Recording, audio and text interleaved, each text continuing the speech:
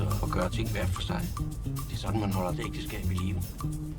Man holder et ægteskab i live ved ikke at være sammen. De er pensioneret der mod din vilje. Jeg er ikke pensioneret.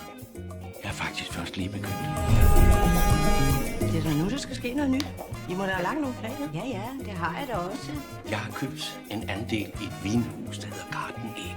Du har brugt hele vores opsparing. Der er 113 kroner tilbage.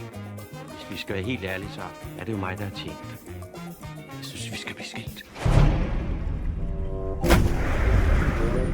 Det kunne være meget værre. Han kunne have købt en motorcykel, eller byttet dig ud med en eller anden 43-årig, der strutter til alle sider. Kom nu bare med hjem. Mor, hun har ventet hele sit liv på at få dig hjem. Og så takker du hende bare ved at skride. Når jeg mærker, at Claus og jeg vil komme lidt for langt på hinanden, ikke? Så sender jeg ham sådan et billede, så er han hjemme inden for en time. Hvad er det, du har på? Det er burlesk. Blinke smiley.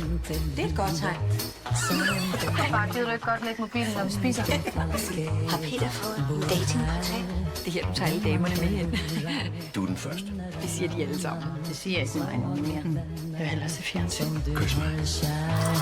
Jeg er da i mindst lige så god form som en 60-årig. Ja. Jeres generation har hovedet op i jeres egen røv. Synes jeg. Kan I bare blive gamle, som man gjorde i gamle dage?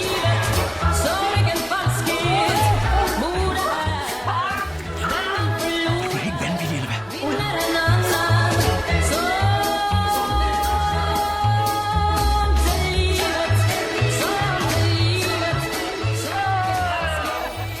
Du kan sætte dig på en stol og glo lige ind i væggen, og så kan du blive gammel.